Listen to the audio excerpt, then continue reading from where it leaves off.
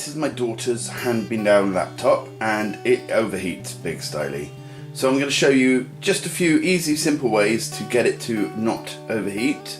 Hopefully, you know, setting it back, you know, so you got it for a few more years. This one gets so hot it just turns itself off, you know, it shuts itself down. And it doesn't take very long for that to happen. This has been on now for about 2 minutes, and I'll just check the temperature.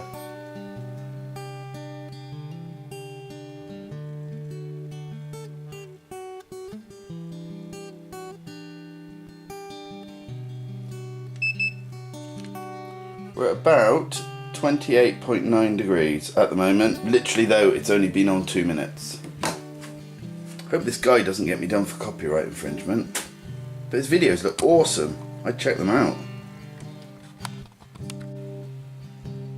Okay, it's been on for about 15 minutes, something like that, and we're getting around 39 degrees C, which is 101.5 degrees Fahrenheit, and that's just around this area here, which I think is probably where the hard drive is. And then let me zoom you in a sec. The core temperature is 71 and the actual hard drive is 49, and you know, this has been on for only a few minutes. So what we're going to do, we're going to get some air sprayed on it. Now, as I say, this is a hand-me-down laptop and some of the keys are loose from kids pulling at them, so I think the D and the R might go flying. But the first thing we're going to do, either using an air duster or anything that sprays air out, we're going to spray under all the keys.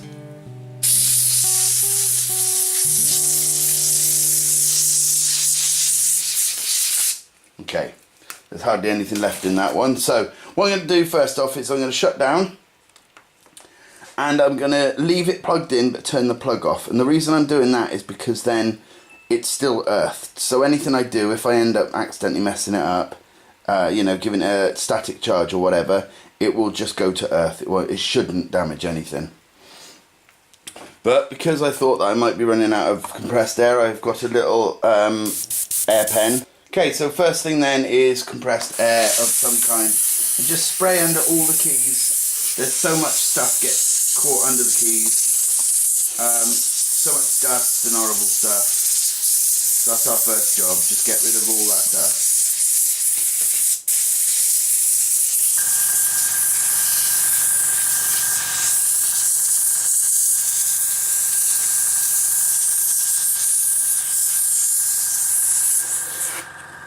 Okay, now these here should be speaker holes, but they're just completely blocked up. I'm going to try with this. This isn't very powerful. In fact, I'll try with the compressed air can again.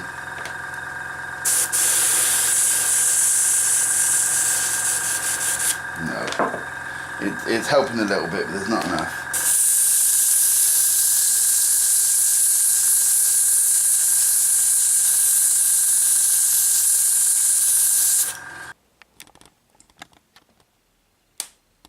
Okay, that's the one I've just sprayed, and that's the one still full of dust and horrible stuff. So spray the other one. Basically, the computer needs to breathe just like we do to some degree. Not just like we do, but it needs a lot of the holes and vents to be able to just breathe through. Get it there, hot air out. Okay, next thing, we're going to turn it over. This one does not have a battery. That was used in another project. It was broken. It wouldn't hold its charge. So I took the battery out and sorted and used the ones, the 18650s that worked. Okay, next thing, the fan. As you can see, there's loads of stuff clogged up in there. So if we spray it, you'll see it all float out.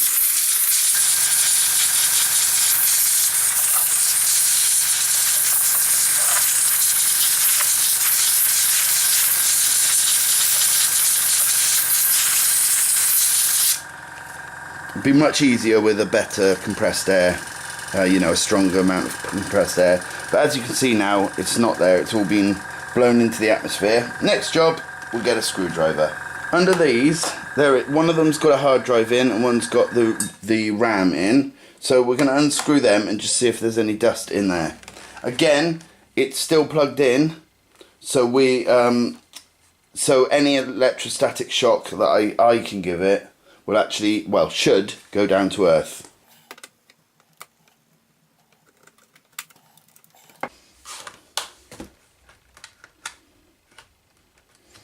Oh, this doesn't want to come off, does it?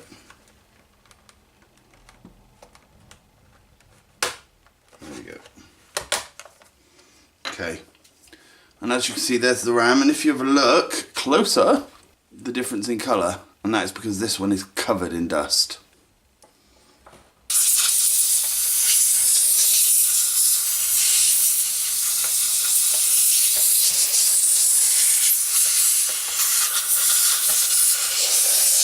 Under there.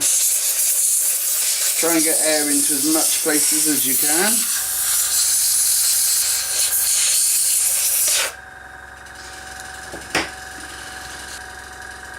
On this grill as well, there's a lot of air trapped in it, so just give it a spray.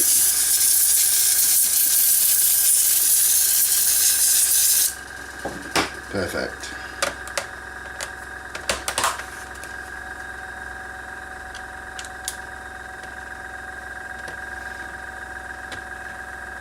If you had a battery, well, if you have a battery in your laptop, I mean, the battery in your laptop, if you remove it at this point and then just spray in there as well, all of this is in some way interconnected. When you take this bit of plastic off, it's all, you know, got gaps to other bits. So just spraying in the places will just get little bits of dust and muck out. Okay, now to where the hard drive is.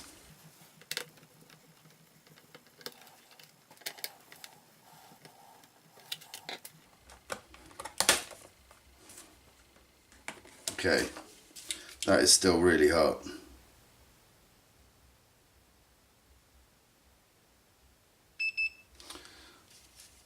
Oh, it's 40.3 degrees centigrade and 104 degrees Fahrenheit. And again, you saw all that dust spray up then. I'm not sure how much is being caught on camera, but loads of dust came out as it sprayed in there then.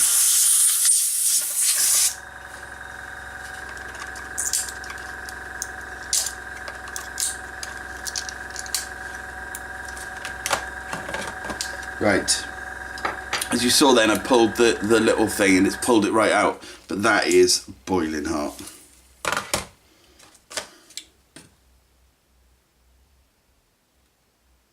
Yeah, just under 40 degrees.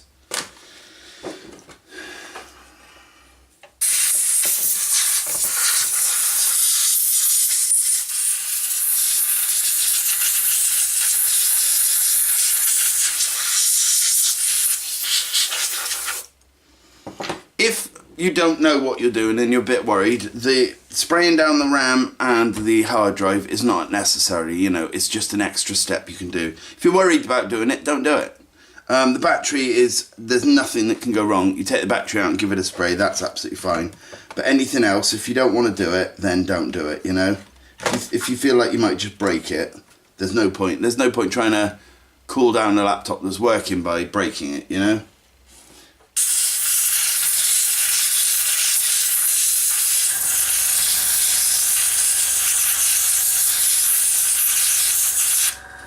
Still loads of dust coming up from there. Now, I'm not using a Hoover, as you might notice, a vacuum cleaner, and that's because a vacuum cleaner can suck really hard, and sometimes you can actually damage things because, like, you're firing up the fan, and as you know, like a wind turbine, if you turn a wind turbine, it makes electricity exactly the same as a fan. So if you make the fan spin too much, you can cause onboard problems. So just something to be aware of. Okay.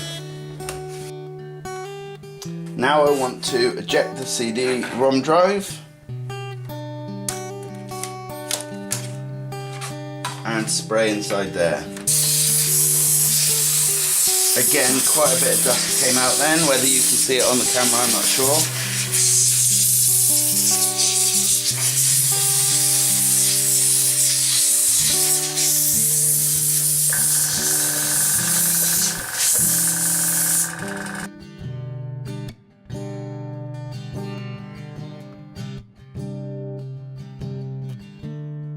Right, I'm going to let it completely shut down, leave it for about half an hour to cool right down, and then I'm going to do exactly the same as what I did. See how well we get on. Okay, so it's been on for about the same amount of time, and we have knocked down the temperatures. We're at 33 degrees on the hard drive and 63 on the CPU. And if I just... and we're at 28 degrees in the same spot, which is above the T, which is 81.1 degrees Fahrenheit. So we've actually cut the temperatures down quite well. They're still rising steadily, but not so much so, and not so quickly. So there we go, just a simple and easy way to cool down your computer. It doesn't always work, sometimes it does. Thanks for watching, see you again soon. Bye.